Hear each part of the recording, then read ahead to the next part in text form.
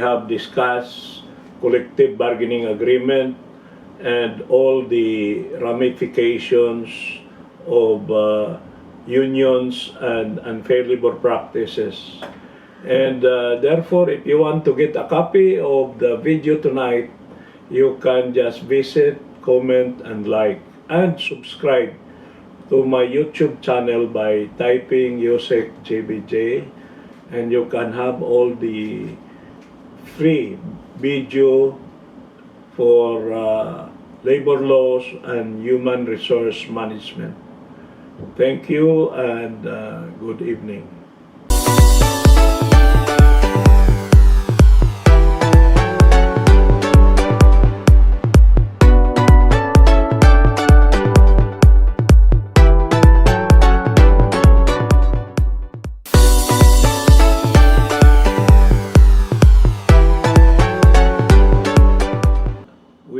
Understand and recall all the things that I will discuss tonight. I will discuss very important cases. I will, for instance, the case of Divine Word University, the case of Philippine Airlines. These are landmark cases that should prepare you for the bar exams. We will discuss what is the duty to bargain when there is no collective bargaining agreement. When there is a collective bargaining agreement, there is still also a duty to bargain. And we go to the procedures of bargaining as well as the timetable and the periods. We will discuss the automatic retroactivity clause and the other nuances and ramifications of collective bargaining. We will look at the anatomy of a collective bargaining agreement, what are the economic provisions, the political provisions, as well as miscellaneous and mandatory provisions. Then the jurisprudence led by the Divine Word University case and the Philippine Airlines case. So we will start now by reminding you of this graphic presentation of the development from number 4, formation of a union. Then number 5, registration that will result to a legitimate labor organization or LLO. Then the certification election that will yield the choice of a sole and exclusive bargaining agent. Now we are in number 7, 16th session. This is class number 16, starting from June 1, 2020. And we are going to study unfair labor practice. Next meeting, strike also, and then dismissal of employees. This is the sequence. So we have to remember that collective bargaining is both a right and a duty. As a right, it is guaranteed by the Constitution. If you look at Article 13, Section 3, after the full protection, the state shall afford full protection to labor, local or overseas, organized or unorganized, and shall guarantee, take note of the word guarantee, the state shall guarantee 3 rights: the right to self-organization, the right to collective bargaining, and the right to peaceful concerted action, including the right to strike in accordance with law. We can add right number 4, which is also mentioned in Article 13 number 3 of the Constitution, and that is the right to participate in policy and decision making.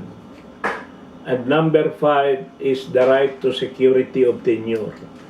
But tonight, we will look at the second right, which is guaranteed, and that is the right to collective bargaining.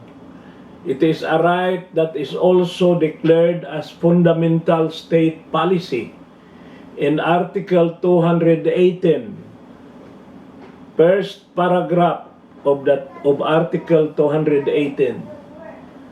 And remember that Article 218 is the first article of Book 5.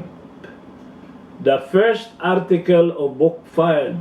It used to be Article 211, but it is renumbered as Article 218.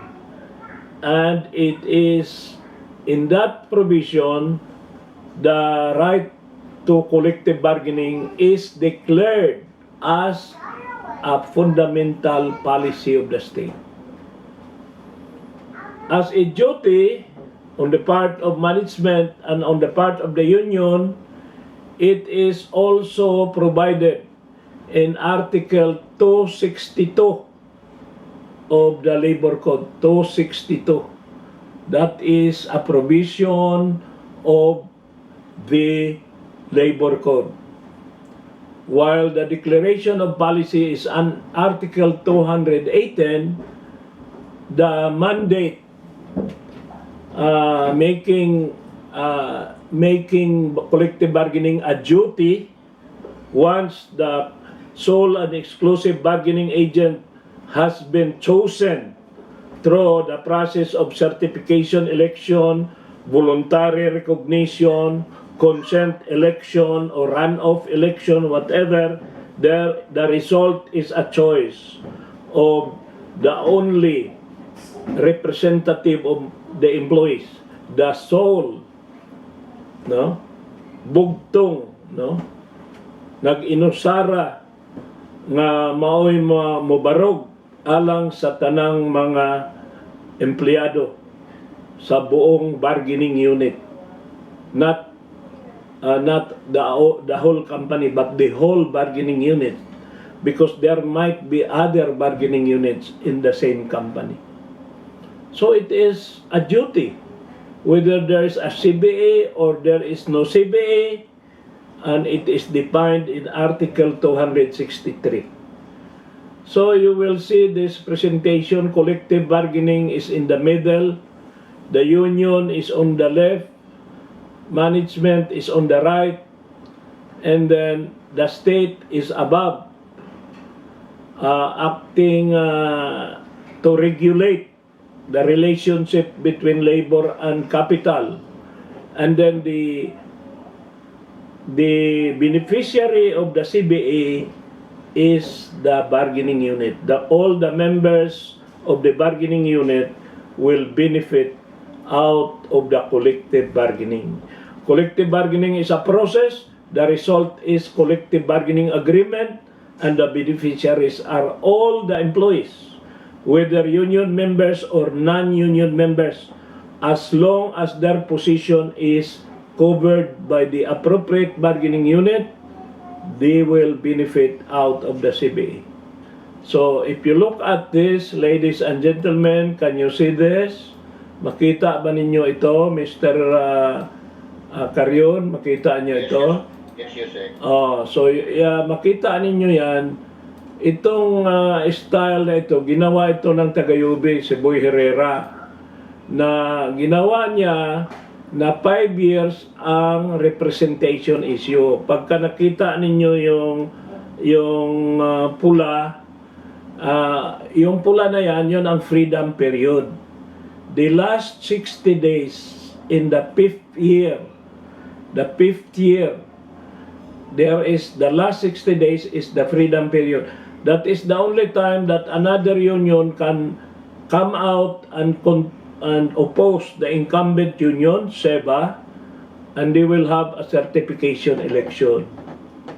But collective bargaining happens every 3 years. because the economic provisions, including the salary increase, will be renegotiated every 3 years. So magkita itong tatlong cycle ng political at 5 cycle ng economic, magkita yan after 15 years. So the representation issue is open only every 5 years. But the economic issue, including the wage issues, come about every 3 years.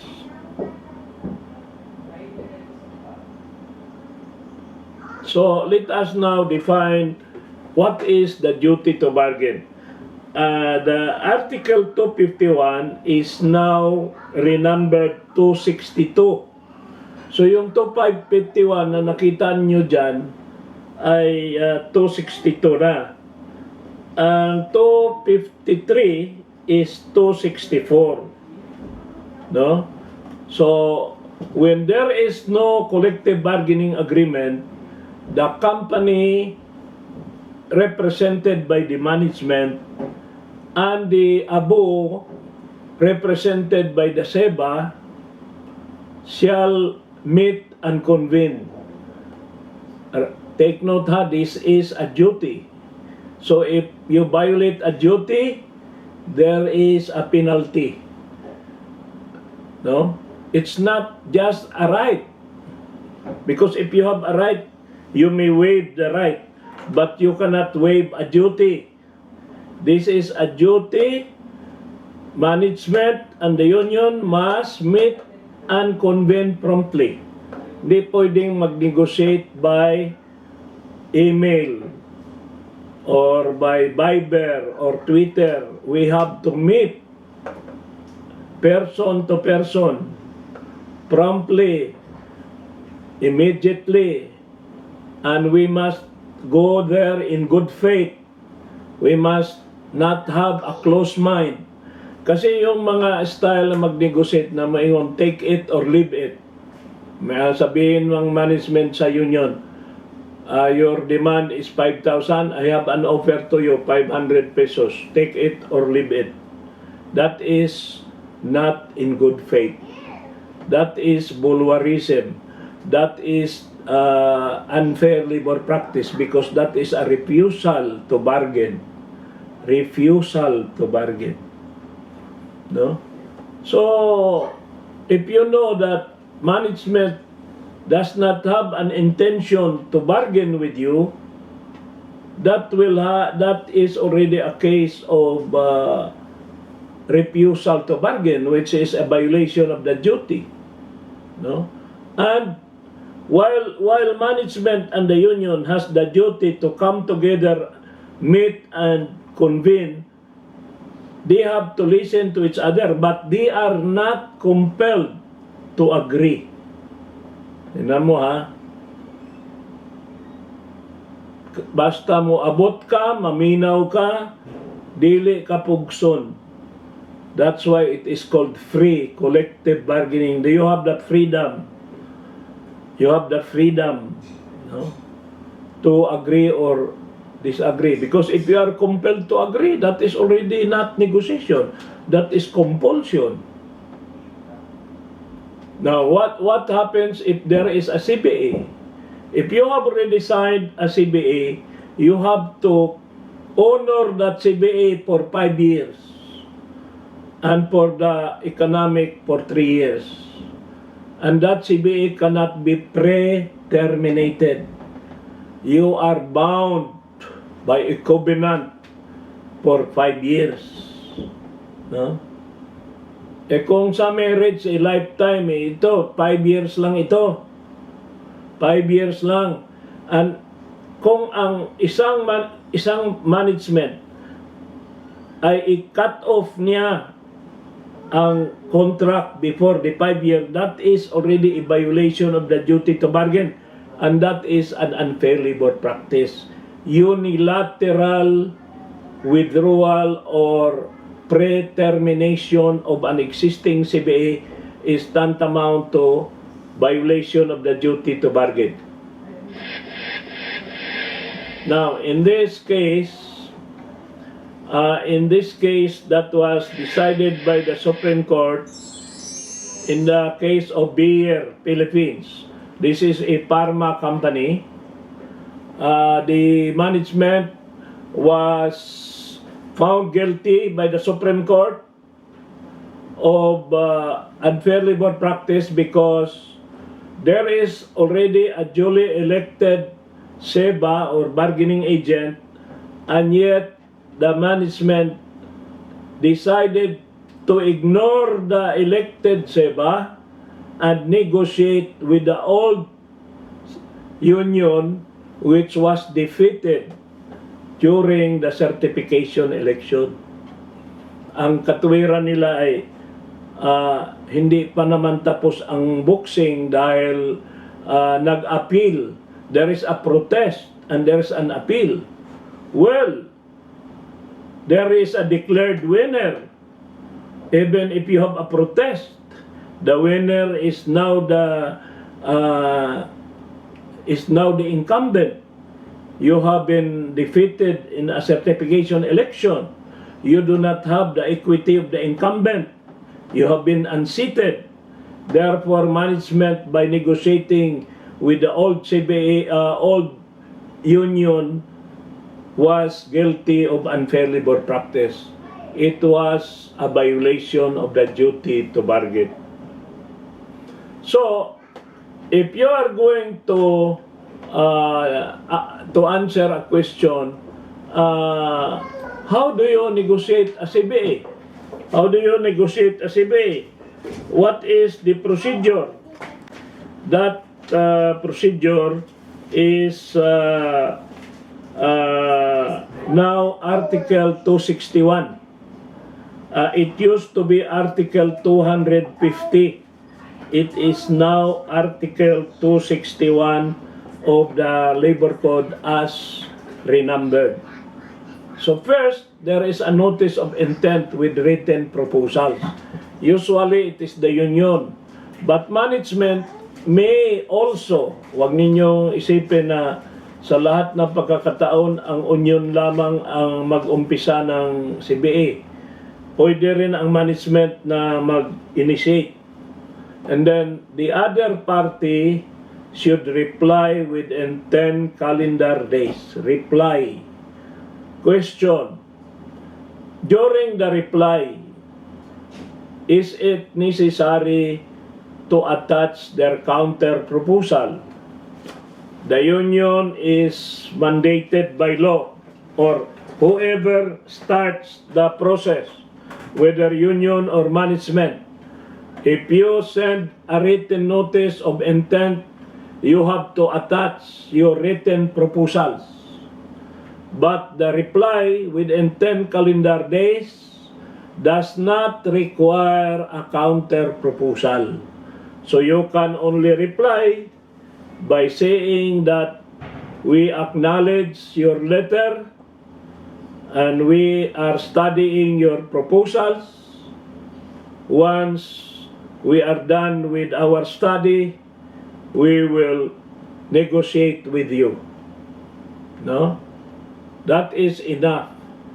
That is already a compliance with step number 2. Now, if the management took so long and the union is already waiting and waiting, the union can send another letter to management requesting for a conference or a meeting. And once that letter is received by management, it must meet with the union within 10 calendar days. That is another 10 calendar days. Now, what happens if management does not want to meet or does not or fails to meet? Answer: that failure, that refusal is tantamount to violation of the right to bargain or violation of the duty to bargain, and it is unfair labor practice. The union may file a notice of strike because management refuses to meet with them, despite the fact that the union has been certified as the exclusive bargaining agent. Management persists in not recognizing the union or refusing to meet with the union. So number 3 may take 1 month, 2 months, 3 months, 6 months, or even 1 year. Because if they cannot agree, so there are hundreds of issues to be tackled. Economic issue like amount of salary increase, benefits, instead of 10% night differential increase to 30%, overtime pay instead of 25 as provided by the labor code, 25%, make it 40%, no? Holiday pay, no? Instead of 100% on top of 100%, if you are made to work holidays, they want 150%, always higher than the standard set forth by Book 3 of the Labor Code. So the number 3 will take quite a time. Now, the state, acting through the National Conciliation and Mediation Board, on its own, without being asked, may come to intervene, especially when the company involved in the CBA negotiation is an educational institution, for instance, oil company, airline, no, banks. These are indispensable to national interest, and the state will not allow or will not the state would at all cost prevent a strike. When the strike has already taken place, the Secretary of Labor may assume jurisdiction over the dispute. But here, there is no strike yet, but there is likelihood of a deadlock. So the NCMB on its own, or also if one of the parties or both of the parties would ask the NCMB to intervene. No? Now, what is the role of the NCMB? By the name of NCMB, it is National Conciliation and Mediation. So they will try to meet the parties and explain to them and make the distance between the demand and the offer shorter and lesser. No? If the demand, for instance, of the union is from 5,000, they have already lowered to 4,000. They have already given up 1,000. But the union started with, the management started with 500. It is now 1,000. So 4,000 versus 1,000. The management, the union asked for 4,000 monthly increase. Management is willing to give only 1,000. And the NCMB is suggesting, why don't you agree on 3,000? No? It's very difficult for management because for every 1,000, for every peso multiplied with the number of employees, so it's very difficult. Union has nothing to lose if they will lower their demand. So, if the NCMB is successful, then the parties will sign the collective bargaining agreement. But if it is unsuccessful, they will be advised to submit the case to voluntary arbitration or compulsory arbitration to the NLRC. Or if they are really hard-headed, they will proceed to file a notice of strike management can file a notice of lockout and they will fight it out. The government will allow them if they are not indispensable to national interest.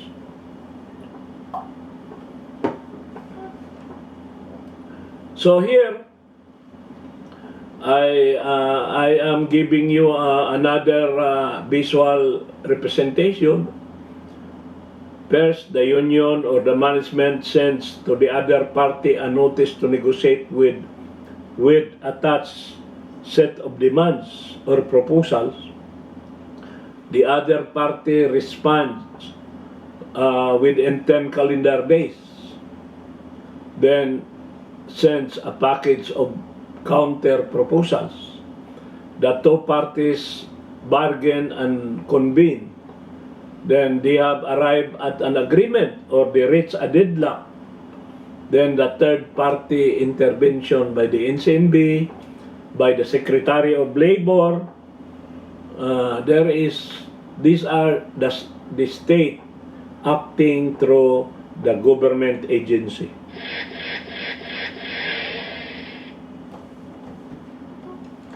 So in this case of Divine Word University of Tacloban, I will give you the facts of the case. For so many years, Divine Word University was not unionized. There was no union at all. Just like San Carlos, because the congregation that managed the Divine Word is the same congregation with San Carlos. It is SVEDI, Society Verbo Domino, meaning Divine Word. Monay kapunungan sa balaang pulong, pulong nga balaan, Divine Word, Verbo Domino. Mga pare, nga kanang ilang congregation was founded by a German founder. And so dito sa sometime in 1985, the union was formed among the faculty and the non-teaching personnel. Pwede pang mag-combine noon ang teaching and non-teaching. Wala pang prohibition. Pwede pang mag-ipon ang isda at ang langgam, ang ibon at ang isda. So, they were certified because there was a certification election. Wala naman silang kalaban. Pag walang kalaban ba, kailangan pa mag-certification election? Well, if the company will not recognize them, the only way to decide is to have an election. Sabihin, bakit pa mag-eleksyon? Wala namang kalaban. Ang kalaban niyan yung no union.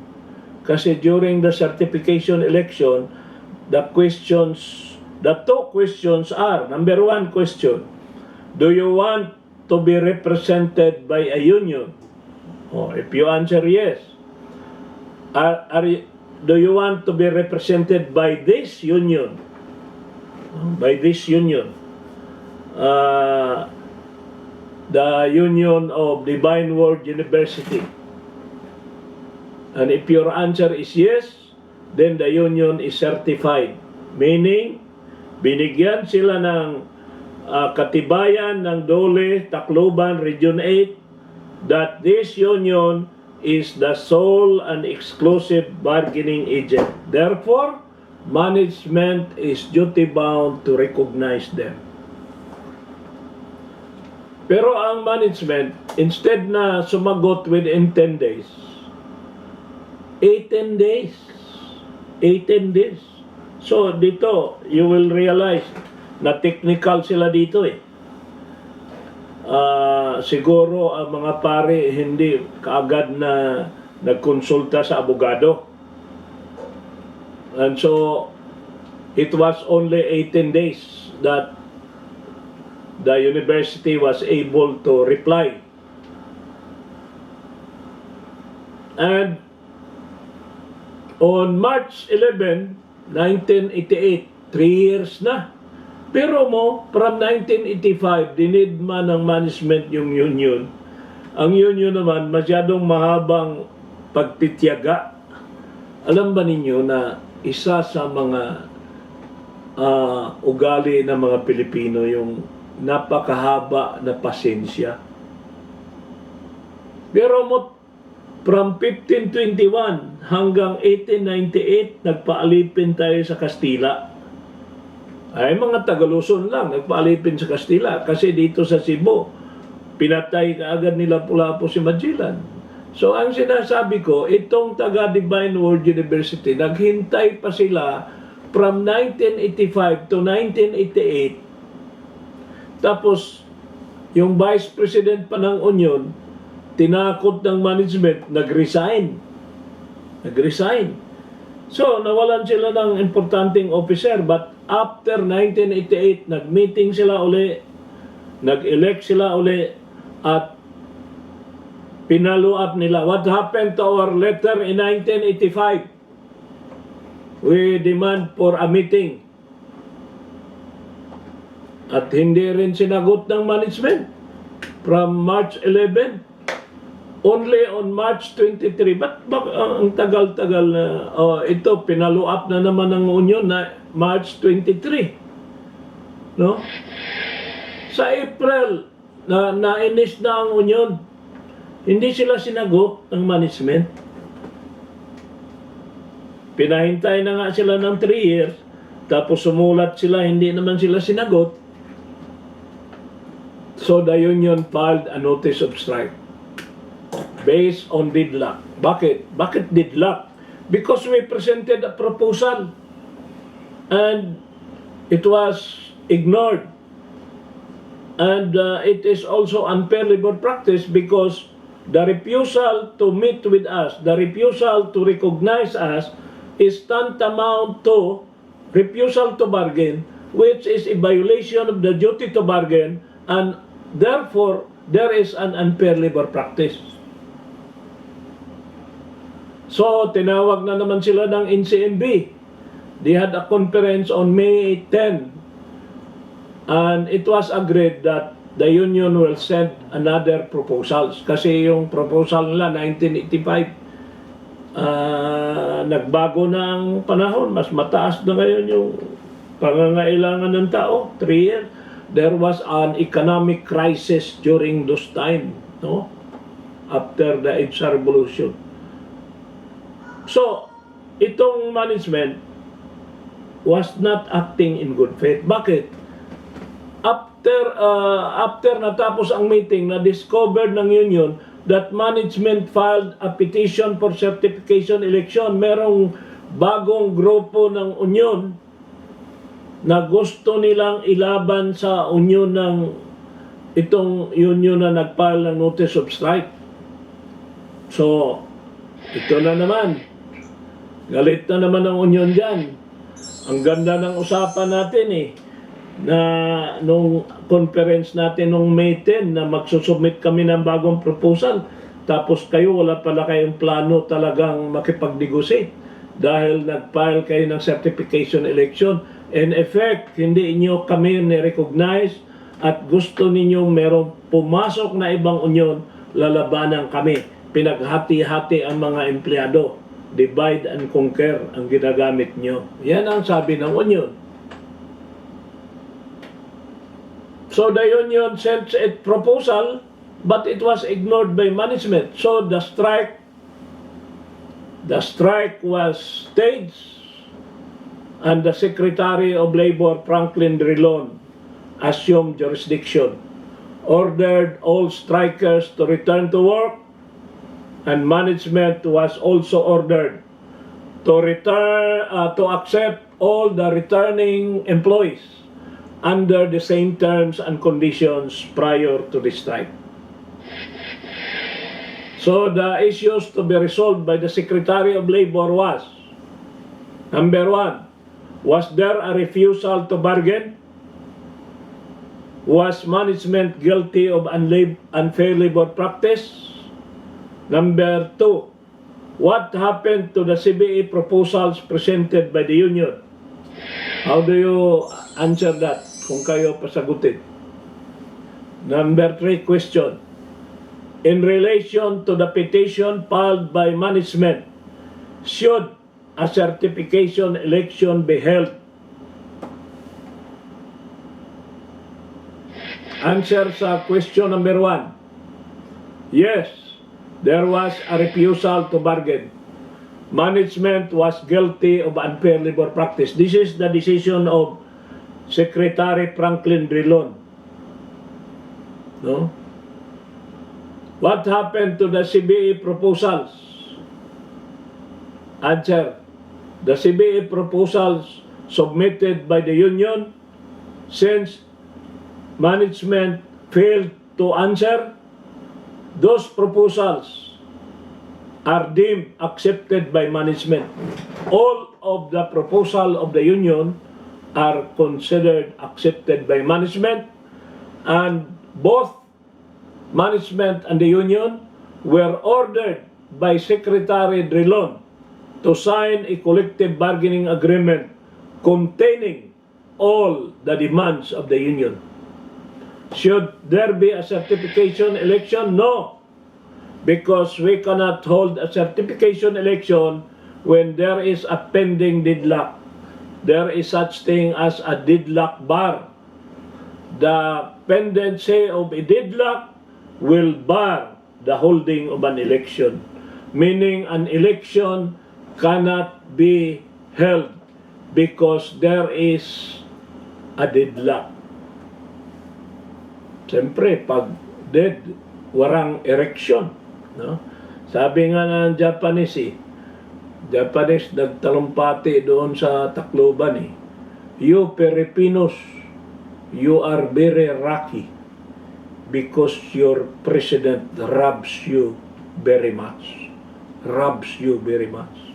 And the first lady is responsible for the erection of the president. See? Oh, narinig ninyo yan, Mr. Karyong? No? Kasi hapon, puro ari. No?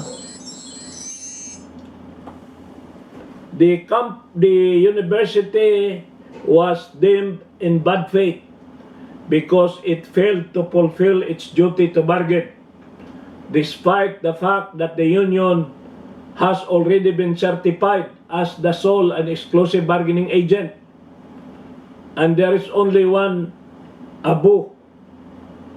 appropriate bargaining unit in the Divine Word University. So this is the decision of Deron, signed in 1989. Number 1, the University, Divine Word University of Tacloban, and the Divine Word University Employees Union are hereby directed to enter into a collective bargaining agreement by adopting the union's CBA proposals sent to the university president on May 19, 1989. Divine Word University is warned. Can you imagine si Deron winarningan yung university? You are warned that any unwarranted delay in the execution of the CBA will be construed as an unfair labor practice. Delay lang yan, ha? No, delay. Lalo na yung refusal talaga. No, ito, pag nagdugay-dugay mo nga mo perma og CBA, kanang inyong pagdugay-dugay, ako ng sabton nga usa ka unfair labor practice. Ngilngi kayo, bugad kayong desisyon ni Deron. Moreover, the petition for certification election filed by the university is hereby dismissed for lack of merit, and the order of the mid-arbiter is set aside. The NLRC cases for ULP filed by the union against the university and the university against the union are hereby dismissed. Kita mo ha, kinonsolidate ni Deron yung kaso na pinile sa NLRC for ULP, pati yung kaso sa certification election with the med-arbiter, pinagsama lahat, omnibus decision, dismiss ang ULP ninyo. Pero kayo, magpirmahan kayo ng CBA, no? Walay dugay-dugay. Wala. Nag-file ng motion for consideration ang management. Pero the union filed another notice of strike. Alam niyo kung bakit? Meron ng order si Deron to sign a CBA. Ayaw pa rin pumirma ng management. So, there's another notice of strike, November 24, 1989 na. So, because it was November, series of negotiation, series of conciliation, inabutan na ng Christmas, nag-file ng motion for reconsideration ang council for the university. It was denied on 17th of January. In other words, the order of the secretary is confirmed. Kailangan sumunod kayo sa order ko. Walang motion. Motion ninyo denied.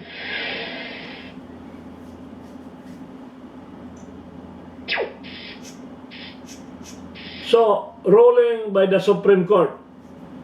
Kasi nag-appeal ang management direct to the Supreme Court. You know why? At that time, in 1989, wala pang appeal to the Court of Appeals. Wala pa yung kaso ng, anong kaso? What case required us to course through the Court of Appeals? Because of the doctrine of hierarchy of courts. Ano yon? Alam nyo? St. Martin Funeral. St. Martin Funeral. No? So itong panahon na ito, 1992, 1989 dinala sa 1990 dinala sa Supreme Court, wala pang St. Martin Funeral. So from the Secretary of Labor, and the irony of the situation is that while this is a Catholic university, the ponente of the case was a Protestant. Florida Roth Romero, an expert in labor law, professor of UP, was the ponente. And this is the decision. The Divine Word University was not bargaining in good faith. Number 2, its belated petition for certification election was barred by an existing deadlock. Tama si Deron. Inapheld yung desisyon ni Deron ng Supreme Court. Number 3, the Divine Word University violated Article 19 of the Civil Code. Every person in the exercise of his right and in the performance of his duty must act with justice, give everyone his due, and observe honesty and good faith. Divine Word University was not in good faith. It did not act with justice. It did not give the union its due. And it did not act in good faith. No? A CBA may be imposed on them in the exercise of arbitral power, which is a branch of police power, because the refusal to bargain is tantamount to unfair labor practice. Okay? Do you have any question about Divine Word University? I will tell you about the PAL case. The question in PAL is this: if it is the duty to bargain, can the duty to bargain be subject to a moratorium of 10 years. Halimbawa, ako si Luciutan, I can go to the union and say, I will give you something, but I am asking you, we should not have CBA negotiation for 10 years. 10 years is equivalent to 3 economic and 2 political. Because if you remember the timeline that I showed you earlier, 10 years CBA negotiation, ang ibig sabihin niyan, wala kayong salary increase for 10 years. Pero ang mga benepisyo ninyo hindi ko babawasan. Trabaho nyo tuloy-tuloy. Pero dahil nagkahirap tayo, wala tayong increase. Ngayon, ang tanong, tama ba yun? Is that valid? No? Can there be a moratorium? Is that not a violation of the duty to bargain? Okay, I will tell you the story. And you know the case stated down. Gerardo Rivera was the president of the union, and Honorable Edgardo Espiritu was the Secretary of Finance. He was the one authorized by President Erap to conciliate top level ito kasi si Luciutan mismo ang kaharap nyo. Hindi pwedeng magpadala tayo doon ng mga junior official kasi ito bilyonaryo yung kaharap nyo. Kailangan na high profile tayo, dalawang secretary, Secretary Espiritu, Secretary Laguisma, no? Okay. So the background of this is this. In 1998, while I was working with San Miguel Corporation as Director for Labor Relations, I was in charge of negotiating collective bargaining agreement. And you know that PAL and San Miguel used to be sister companies. Alam ba niyo yun? Kasi ang may-ari ng PAL at may-ari ng San Miguel origin, si Don Andres Soriano. Pati yung may-ari ng Atlas Mining sa Toledo, si Don Andres Soriano. May-ari ng Pickup sa Surigao, Don Andres Soriano. Puro Soriano yan eh. No? Tapos nabili na lang ng ibang kumpanya. Hanggang na punta kay Mr. Cuangco at kay Mr. Ramon Ang, ang San Miguel. Tapos ang PAL, binili ng gobyerno. Ang majority owner ng PAL noon was GSIS. Yung mga pension money ng mga public school teachers, mga government employees, ginamit ni President Marcos at ni Imelda, bilhin yung PAL from Soriano. Pero noong nagkalugi-lugi na, pinagbili kay Luciutan, hanggang si Mr. Luciutan may-ari ng PAL. So, on January 5, 1998, alam ko yun kasi birthday ng anak ko, hindi ako makauwi sa Maynila. I was in Cebu. Bakit? Nag-strike yung PAL. Nag-strike yung PAL. Pilot. Not only yung local na mga flight, pati international. Itong mga pilot, kasi alam nyo, ladies and gentlemen, there are 3 unions in PAL. 3 ang union ng PAL eh. Ang union ng mga pilot, ang tawag nun ALPAP. Ano yung ALPAP? Airline Pilot Association of the Philippines. Yan ang meaning ng ALPAP. Tapos, ang union naman ng flight stewardess, FASAP, Flight Attendant and Stewards Association of the Philippines, FASAP. Pero ang pinakamalaking union talaga sa PAL, alam niyo kung ano? Yung nasa ground, yung mga maintenance, mechanic, pati yung ticketing, boarding, Ngayon, kinukontract out na nila. Agency na ang nagbo-boarding. Pero before, Philippine Airlines lahat. So, PALEA, Philippine Airlines Employees Association, was the union of the non-flying employees. Ito lang tagapal na hindi lumilipad kasi they are on the ground. Pero they are the biggest. They were the biggest union among the three. Kasi ALPAP, ilan lang naman ang pilots eh. PASAP, ganun, kunti lang ang mga stewardess. Pero ang pilot, alam ba ninyo magkano sahod ng pilot? As of today, 450,000 a month, pilot. No, bakit pa kayo mag-abogado, mag-pilot na lang kayo? Sabi ko nga sa mga estudyante ko, gusto ninyo ng katungdanan na halang doon? Halang doon ba? Yung tinitingala, tuwagod sa taas, pilot kay halang doon. Gusto niyo mataas nga posisyon? Pilot kay 37,000 feet above sea level, mataas yun ang posisyon. So itong mga PAL, hibaw kag ang sahod nila 450,000, 500,000. Ang kanilang union dues 10% every month.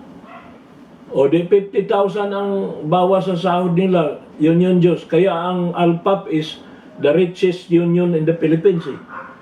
And may sarili silang building. 2 building nila sa Makati, ALPAP.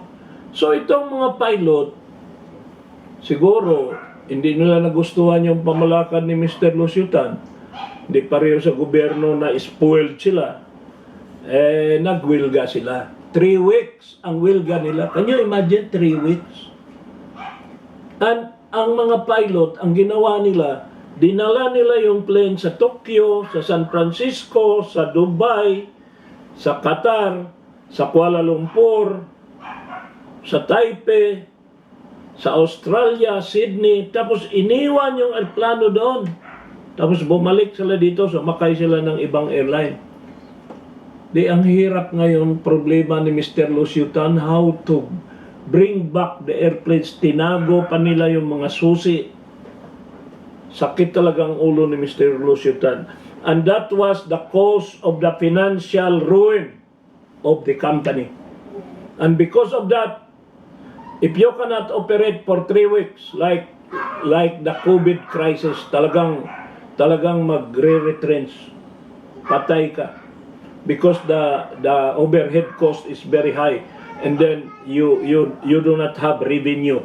And you have some obligations to the bank with interest. Can you imagine that? So, because of this, na Mr. Luciutan, kamot-kamot sa ulo, sabi niya, I have a rehabilitation plan and I am going to terminate 1/3 of the employees. PALEA, sabi ng PALEA, sir, may kasalanan ang ALPAP, ang pilot, bakit kami ang tatanggalin? Because I can run a company without ground maintenance. I can contract that out. Pati yung mga ticketing. Pero pilot, hindi ko pwedeng i-contract out yan. Regular talaga yan. So, forced to good ako, kaya kayo yung pinakamadaling matanggal talaga. O, di nagwilga sila. Nagwilga na naman yung nagwilga na nga yung mga pilot, tapos sumunod naman itong pinakamarami. No? Now, after 4 days, pinatawag sila ni ERAP 1989 yan, hindi yan 1899. That is the number of union members. Ang PALEA, tinawag ng DOLE, sabi ng management, sa harap ng DOLE, okay, hindi na namin sabay-sabay natanggalin ang 1,899. Kasi yun ang original plan 1/3 lang, 1/3 sa PALEA. 1/3 of PALEA members will have to be retrenched, no?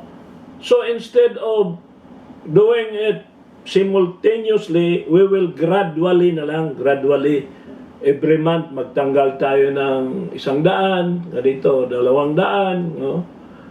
So, pumayag na ang union to return to work, and then President Erap formed a task force headed by Secretary Edgardo Espirito of Finance yun eh, to help PAL and its union find a solution. Okay. Ito ngayon ang magandang offer. Sabi ni Mr. Luciutan, ako, bigay inyo lahat, bawat isa inyo, 60,000 shares of stock without payment, libre, bigay ko sa inyo lahat, ha? And for every stock value, par value of 5 pesos, that is 300,000 bawat employee. So, imbes na magbayad siya ng cash na 300,000, ang sinabi ni Mr. Luciutan, shares of stock. So, yung pagsamahin ninyo lahat ng shares of stock ninyo, you can elect 3 members out of 15 sa board of directors. Therefore, the union becomes a co-owner. Not the union, but the individual employees become stockholders. And therefore, sabi, kung kayo na, part owner na kayo, wag na kayo magwilga, sarili ninyong company ang PAL. Sobrang talino si Luciutan, alam mo, there has never been a company, and until now, nobody else has done what Mr. Luciutan has done. To offer shares of stock to every employee. What is the catch, no? Ano ang kapalit? 10 years. No salary increase. No CBA. Anong tingin ninyo? Kung kayo kaya ang ofera ng ganito, sabi na, hindi kayo tatanggalin, bigyan kayo ng shares of stock, pero wala kayong salary increase. However, the majority of the union members voting in a secret ballot rejected the offer. Tingnan nyo ha, nagmamayabang ang mga workers ha. Sabi ng mga workers, ayaw namin yan. No? We will rejected ang offer ni Luciutan. We want CBA increase. We do not want shares of stock. So, what happened? Luciutan sent notice to all employees that I am going to close Philippine Airlines. Why should I operate an airline that is bleeding financially? So I will close Philippine Airlines. Kayo, wala na kayong trabaho, bayaran kayong separation pay. Pero ako, may plane pa ako, pwede kong palitan ang pangalan, pwede ako magtayo ng another airline. Kayo, maghabol kayo, wala kayong trabaho. Mga matitigas ang ulo nyo. Nagmamagandang loob na nga ako, nag-o-offer ako sa inyo 60,000 shares of stock bawat isang empleyado at nireject ninyo. So, noong natanggap nila ngayon yung letter of termination, pumunta na naman ang mga workers kay Erap. Kasi alam mo naman si Erap, politiko yun eh.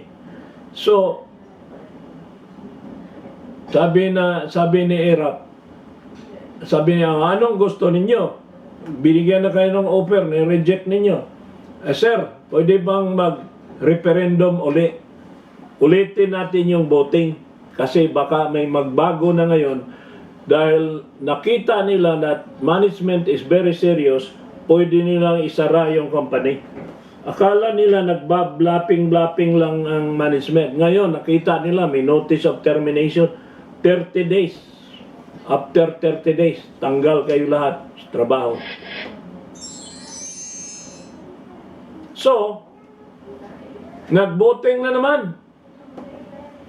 Alam mo ang resulta? 2,799 lang ang bumoto out of 6,738. So, baliwala itong voting na ito because there was no quorum. pero majority pa rin ang rejected. No? Rejected 1,371. Accepted 1,055. So talagang nagsara ang PAL. Nagsara talaga ang PAL on September 23, 1998. Kaya nakapasok dito yung Malaysian Airlines na nakapasok ang Malaysian, tapos nagtayo si Gokong Wei ng Cebu Pacific because of this, no? Sabi ng gobyerno, mahirap yung isa lang airline natin kasi pag may wilga, wala tayong ibang pagpipilian. So when the company decided to close, the union again wrote President Erap and they offered, "Sir, can you convince Mr. Lusyutan? We are now offering 10-year moratorium on strikes." Ang hinihingi ni Mr. Tan, CBA moratorium, not strike moratorium. Ang offer nila, wala, hindi kami magwilga for 10 years. Pero tuloy pa rin ang CBA. Ayaw ng PAL, no? But magbago, sabi ng PAL, ayaw namin ng moratorium on strike. Ang gusto ko, CBA moratorium for 10 years. Tapos, bibigyan ko kayo ng safety net, walang tatanggalin. Then, isubmit natin ang pangatlong voting. Pangatlong voting na ito. Ito ang pangatlong voting. Out of 6,738 members, 5,324 cast their ballots. And 66% accepted the offer na CBA moratorium. Tanggapin namin ang 60,000 shares of stocks, pero meron pa rin nag-reject na 33%. The 33% led by the union president went to the Supreme Court asking the Supreme Court to annul the agreement. On what ground? Bakit ipa-annul? Kasi daw, that agreement was null and void. You cannot waive CBA negotiation because it is a right and there is a duty to bargain, and if it is a duty, you have to fulfill that duty. So nagfile sila ng petition for certiorari under Rule 65, grave abuse of discretion. Ang sabi ng Supreme Court, mali ang ginawa nyo. You cannot file a petition for certiorari. Why? Because there was no decision. There was no decision. Ano ang pinapaanol nyo? Agreement, contract. It was a contract that was signed by majority of the union officers and accepted by 66% of the employees. And therefore, you should have filed an ordinary civil action to annul the agreement with the regional trial court. It was a civil case. So the Supreme Court dismissed the petition because according to Justice Kisumbing, who wrote the decision, the Labor Code does not prohibit a waiver. The 10-year CBA moratorium does not violate the Labor Code, and the agreement between PAL and PALIA did not violate Article 253, now Article 265 of the Labor Code as amended.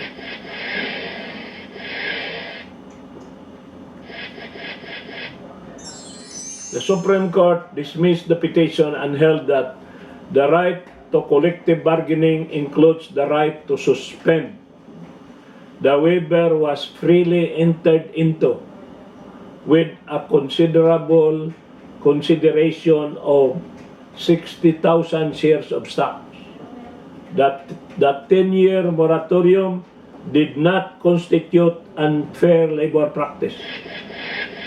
So a CBA, this is another case. Do you have any question about Philippine Airlines? Dalawa na yung kasong diniscuss ko sa inyo, yung Divine Word University and Philippine Airlines. And I hope that you really learned from these two cases. And if you have a question, don't hesitate to ask them or to ask a question. Going back to this Bayer company, a pharma company, where the company was condemned by the Supreme Court to have committed unfair labor practice because an employer cannot rescind unilaterally a collective bargaining agreement. Unlike the case of Mr. Tan, where there was a contract entered into with the union, ratified by 66% of the total union membership. Here, in the case of Bayer, it was a unilateral act on the part of management in rescinding a valid bilateral agreement. A bilateral agreement cannot be unilaterally abrogated. Cannot be unilaterally abrogated. So, for that act, since the CBA is the law between the parties, guilty of unfair labor practice. Now, can the company and the employee enter into an agreement to reduce wages and benefits? Is reduction not violative of the principle of non-diminution under Article 100? The Supreme Court in the case of Insular Hotel Employees Union versus Waterfront Insular Hotel Davao, acting through the ponencia of Justice Peralta, who is now the incumbent Chief Justice, the Supreme Court said that the rule of non-diminution does not apply when the reduction or withdrawal is negotiated between two parties. What is prohibited is unilateral. No? Yung mga empleyado mismo ng hotel sa Davao ang nakiusap sa management na sa halip na sila ay tanggalin na lahat sa trabaho,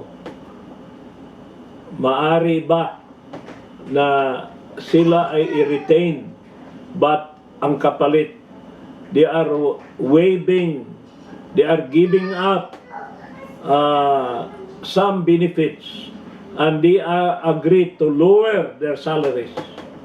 That is not imposed by management unilaterally. It is agreed upon by the parties.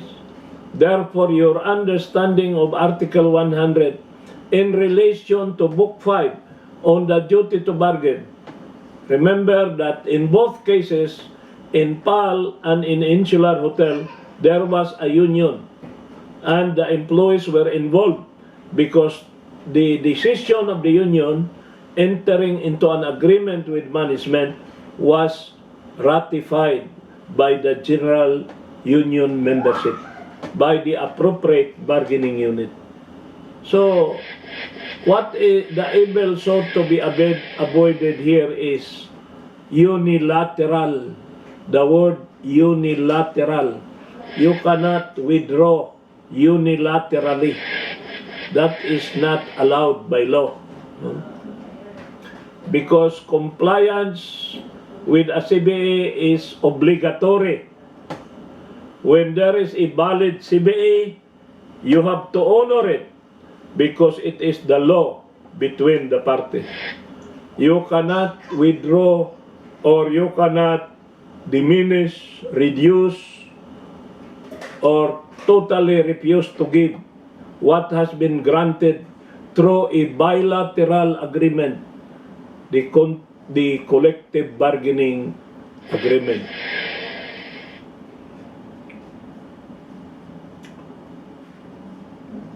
So, the Supreme Court is very clear. A gross violation of CBA may be considered as ULP. That is already very clear in the labor code. An ordinary violation will not be considered ULP. It is just a grievance to be settled through grievance machinery, and if not settled within 7 calendar days, then to voluntary arbitration. From voluntary arbitrator to the Court of Appeals, Rule 43. Rule 43. Kung mag-file kayo ng appeal from the NLRC to the Court of Appeals, Rule 65. From the Office of the Secretary to the Court of Appeals, Rule 65.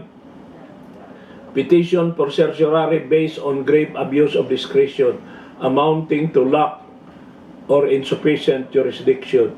But when it comes to decision of voluntary arbitrators, Rule 43. Now, from the Court of Appeals to the Supreme Court, Rule 45. No?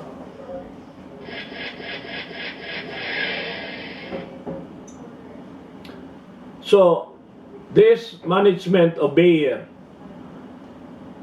this kind of behavior of choosing the union, rejecting the union that was elected by the employees in the bargaining unit, has been condemned by the Supreme Court as a blatant act of unfair labor practice.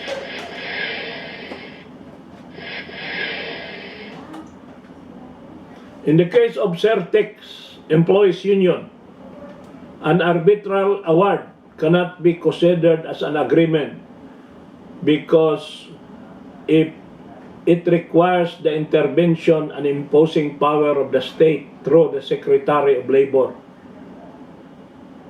Now, if it is an award by the Secretary of Labor, it has the effect of a virtual CBA.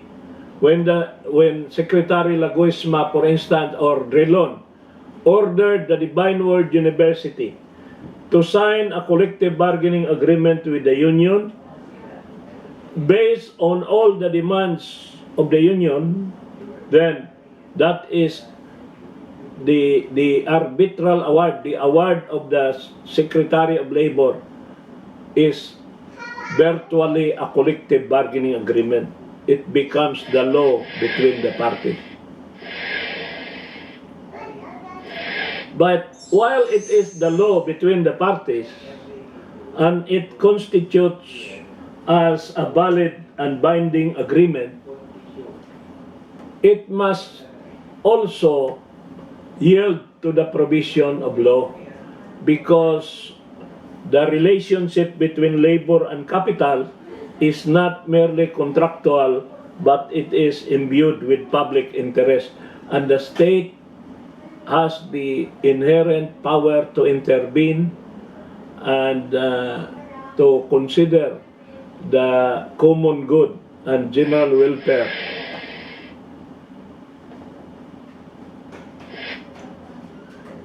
Okay. This is a case of Asia Brewery, also owned by Mr. Lucio Tan, and this was decided by a retired Justice Mariano del Castillo, who, by the way, is a Bisaya from Zamboanga. No? And the wife of this justice was the former dean of the College of Law of Ateneo, the Manila University. No? And they have 2 daughters, both lawyers. And this case is very simple. I will not go into the details. The issue in this case is, may the Secretary of Labor award CBA increases based on mere allegations by the union, which is not, or allegation by management which is not substantiated by an audited financial statement. There was a financial statement, but it was not audited by an external auditor, because the internal auditor is, of course, subject to the control and domination of management.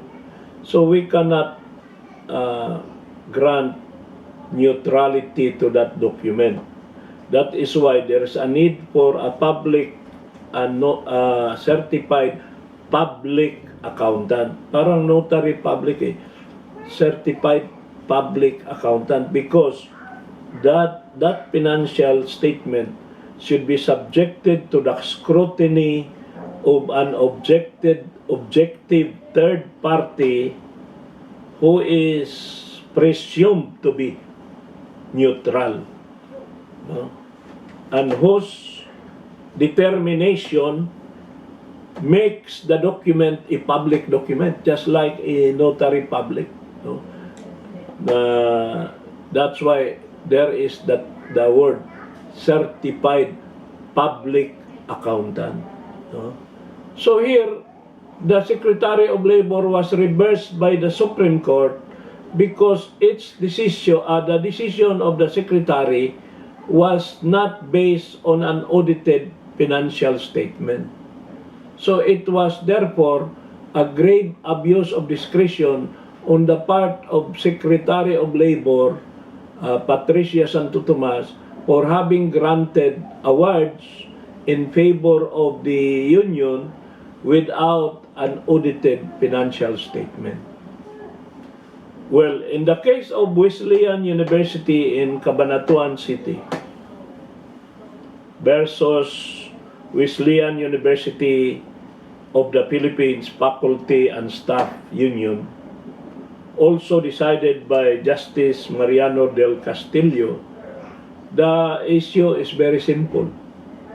When there is an increase or there is a retirement plan which is incorporated into the CBA, the retirement plan outlines the protocols and the rules as well as the amount to be granted as retirement fee. Now, the question here is, can management change what is stated in the CBA by the mere issuance of a memorandum?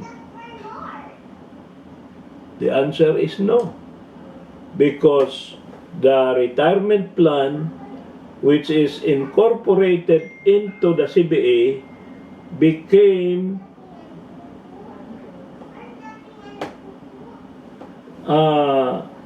the retirement plan which is incorporated by way of reference, or it is incorporated as an integral part of the CBA, became a contract, and a contract cannot be amended unilaterally. So, good evening, ladies and gentlemen. We want to acknowledge the presence of Ma'am Michelle from the UVHR with us today. No? Well, you know, UV existed for 100 years already, but there is no union. No? There has never been union because the culture in UV is just like a family atmosphere. Once there is a union, that atmosphere would be transformed into a structured, sometimes adversarial relationship. So, not like the universities in Manila, like UE, FEU, they are unionized, no? But in Cebu, I don't know of any university that is unionized. No? So it's very simple here. This case of Wesleyan University is a very simple case. Okay. Now we will go into the question of CBA term. No? As I have stated to you, once you sign a collective bargaining agreement, the lifetime of the CBA is 5 years. In other words, you cannot abrogate a contract unilaterally. It will exist for 5 years. But every 3 years, the contract is still there, but you have to renegotiate the economic aspect. So the salary increase should be every 3 years. Or the CBA may state that every year there is an amount granted across the board. All members of the bargaining unit shall be entitled to the increases granted by CBA. No?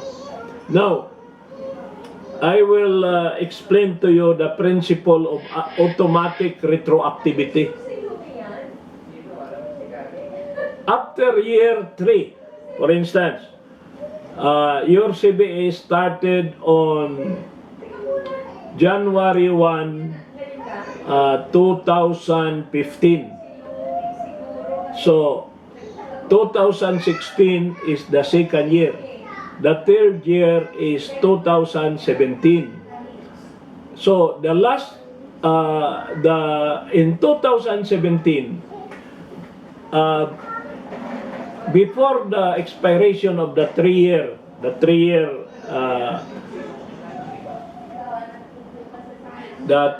CBA, no? we will just use the years here, 2001, 2002, 2003. Pagdating ng 2003, mga August or September, management and the union can sit down to negotiate the next 3 years. The next 3 years. You just look at my diagram, no? So, if the parties are able to settle the CBA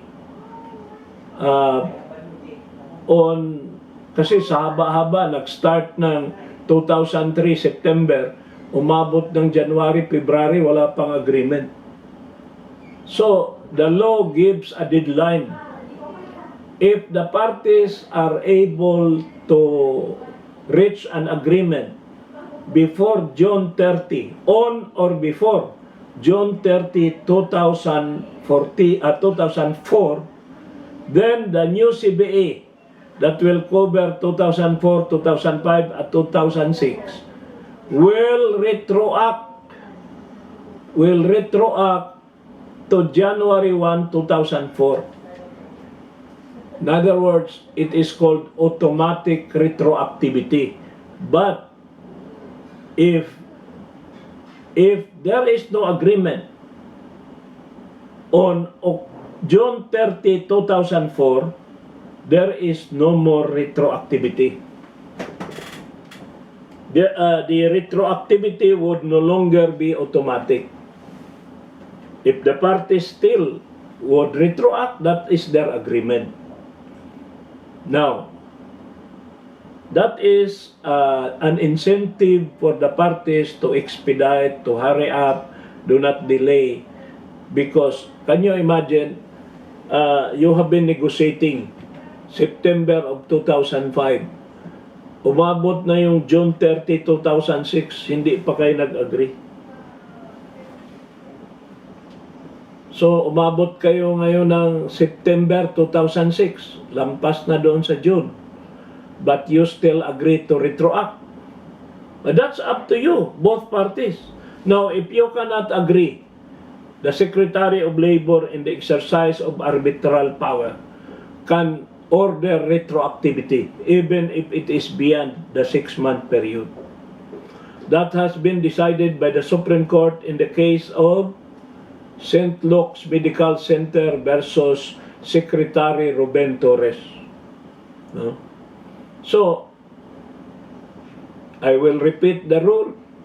If you finish it before the 6-month period, when do you start counting the 6 month? It is, you count the 6 month on 2004 January up to June 30, 2004. That is the 6 month.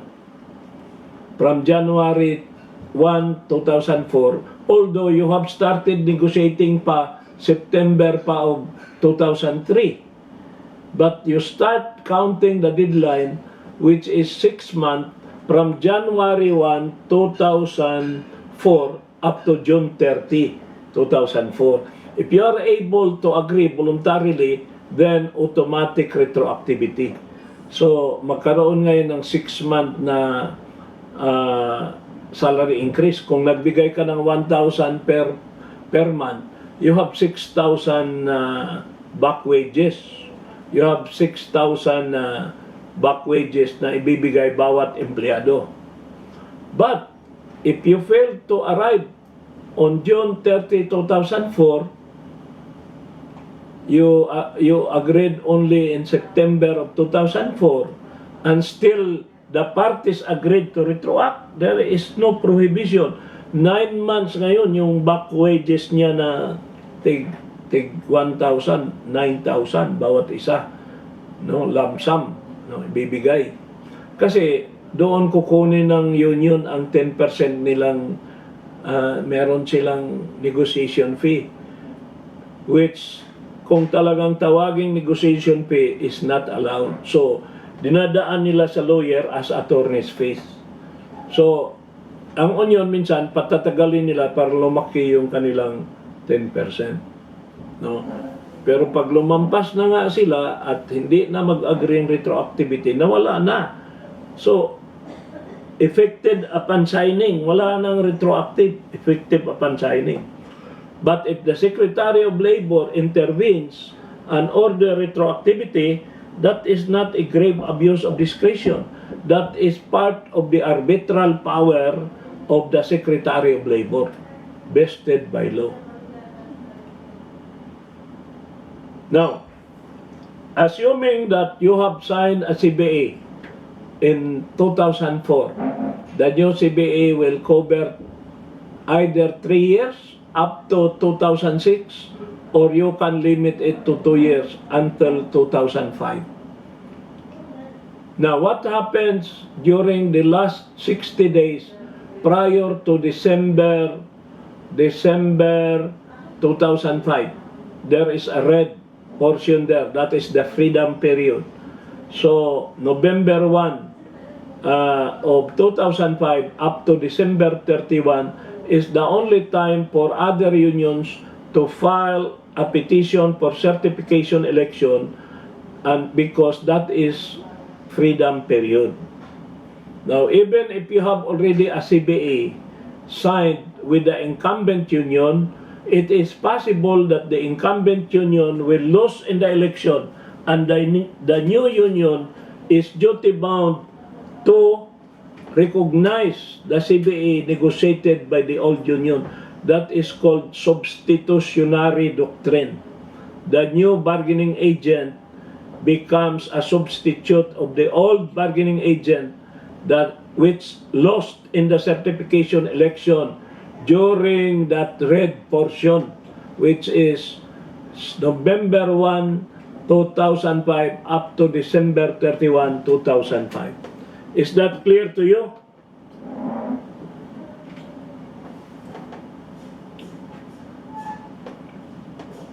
I do not hear any question, so I will assume that it is clear to you.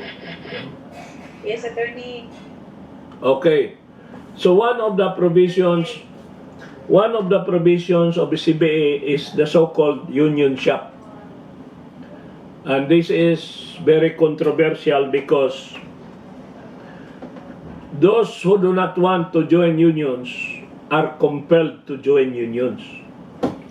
And there has been many questions raised before the Supreme Court asking the court to declare as null and void such a stipulation for violating its freedom of association.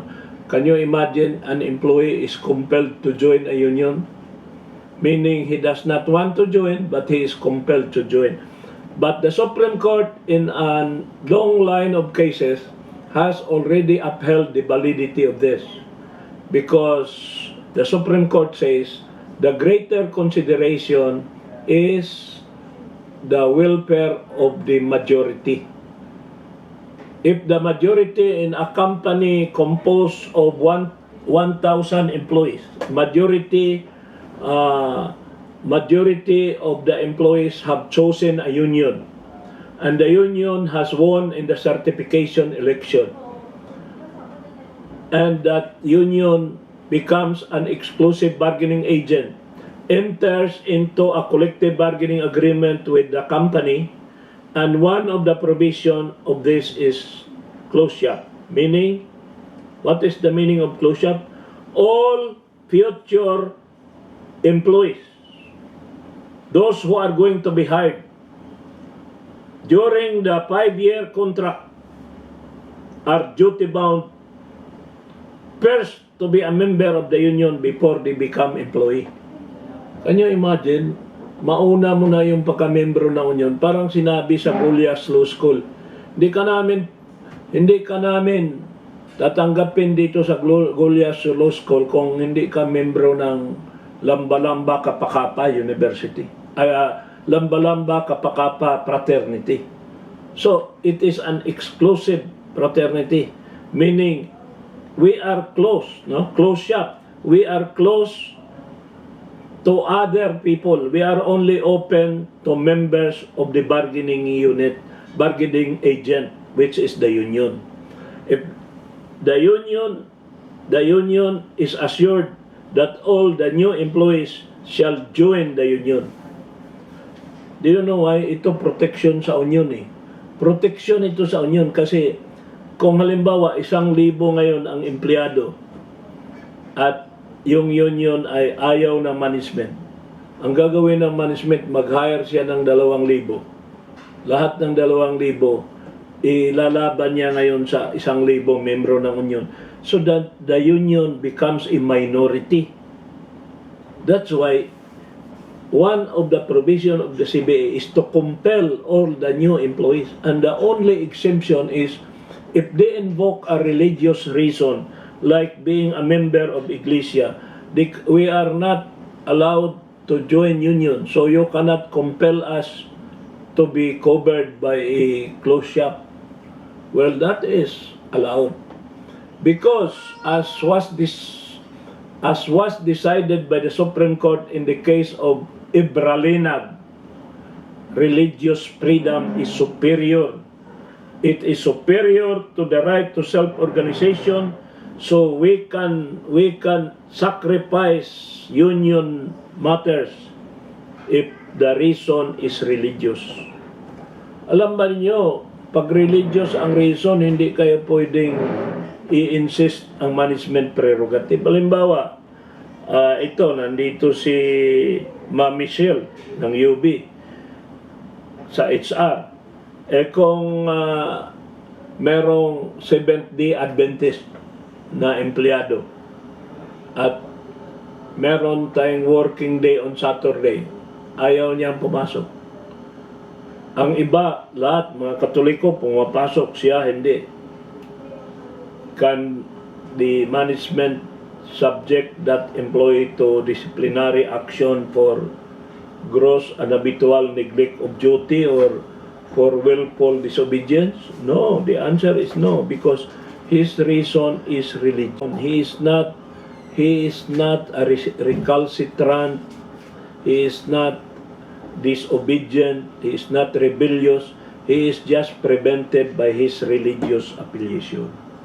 So going back to the Union Security Clause, if you see that the acronym USC, that is not University of San Carlos, that is Union Security Clause. And there are 5 kinds, no? The first kind is closed shop, that is the most extreme, where an employee must first join a union. Pag pumunta ka sa HR, mag-apply ng trabaho, sabi ng HR, are you a member of the union? No, ma'am. No, we cannot accept you. So you go to the union office, apply for membership. If you are accepted, you get an ID, and then you come here to apply. Because if you apply and you are not a union member, we will not accept you. Is that valid? Yes. That has been upheld as legal by the Supreme Court. And the original case was the Hacienda Luisita case. No? Number 2, union shop. Well, in union shop, we will accept you even if you are not a union member. But after you become regular, probationary period 6 months, after that you pass the probation, after that you are given 30 days to apply for membership with the union. Failing in which, if you fail to become a member of the union, then the union may ask the company, the management, to terminate your services. And that is valid, that is legal, that is upheld by the Supreme Court. And the third is maintenance of membership. You have the duty to remain as a member in good standing as a condition for continued employment. Meaning, you applied because that was required by the union shop, but you cannot resign. Or if you do not resign, but you are expelled because of union disloyalty, again, you can be dismissed. The Supreme Court has already decided that many times. In the case of Alabang Country Club, in the case of Peacock, and many other cases, when you are duty-bound to maintain your membership and you fail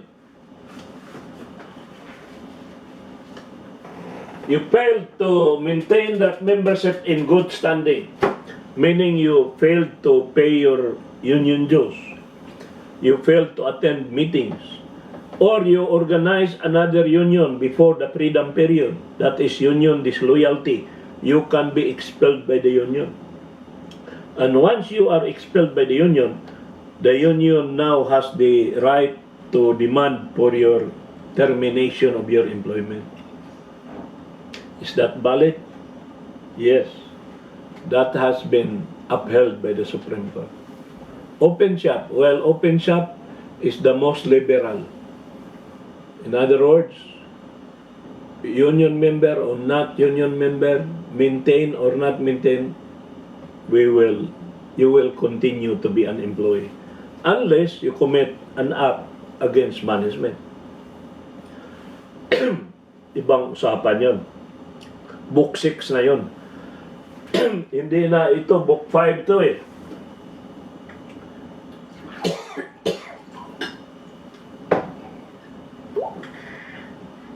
Sorry. Agency shop is different.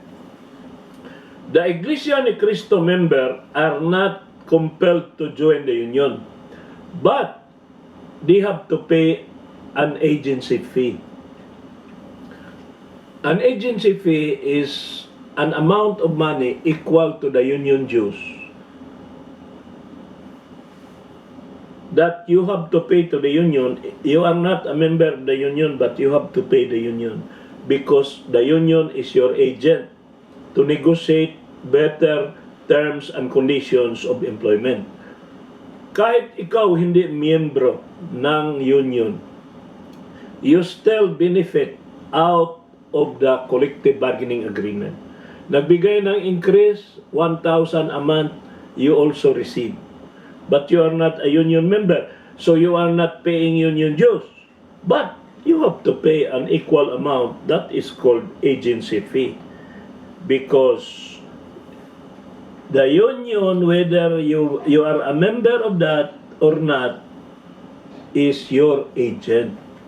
And your agent has exerted effort, has spent money and time to obtain a contract with better terms and conditions, with higher benefits and higher salary, and you, although you are not a member, you stand to benefit out of it. Therefore, if you want to accept the benefit, pay the agency fee. And that is called agency shop. Any problem? Any question? Our next lesson is unfair labor practice. Next Monday, I hope that you come early. We will discuss many cases about unfair labor practice. There are many kinds of unfair labor practice. It is not just violation of the duty to bargain. There are other forms of coercion, harassment, illegal termination of union officials, mass layoff, discrimination in order to encourage or discourage membership in the union. There are many. So we will have our next meeting on September 28, 21.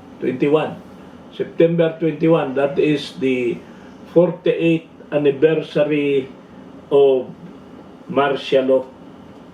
And I remember September 21 because on September 22, 1972, at the age of 22 years old, I was the president of the UV Supreme Student Council, and I was arrested by the military at 7 o'clock in the evening.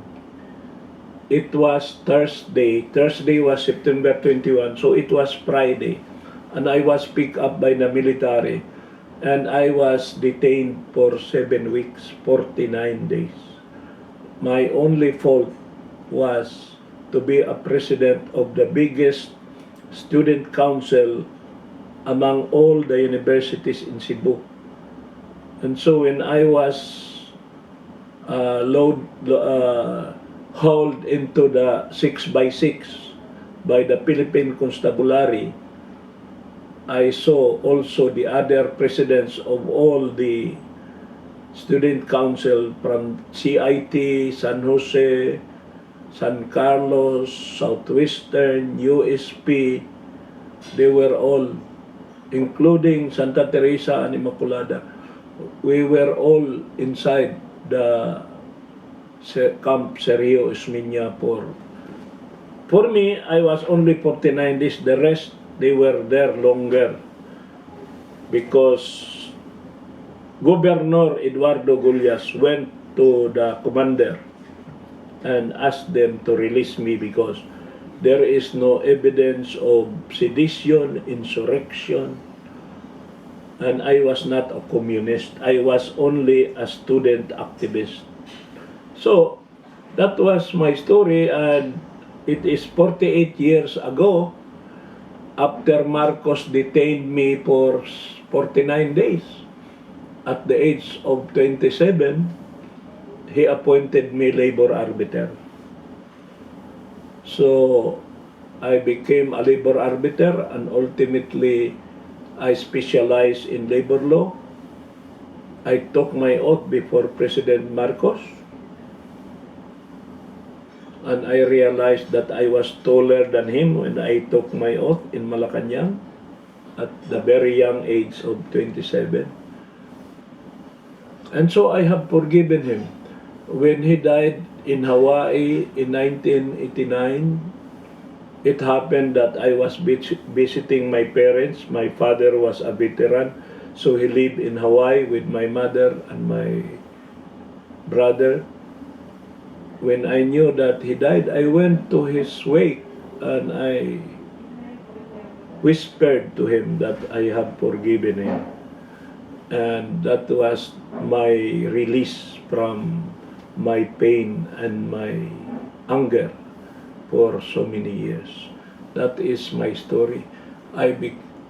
UV is really a part of my life because I got detained because of my presidency of the student council in this university. So whenever I come here to give a free bar review, I am giving back, especially to Governor Gullas and Sir Dudong Gullas, and Inday Sering, Gullas Lucero. I still meet the lady Josepina Rivera Gullas, the mother, and but I did not have the opportunity to meet the founder. So I became the president of the UB Alumni Association 2019 100 years anniversary. So I put up the GAHOM, Grand Alumni Homecoming, GAHOM.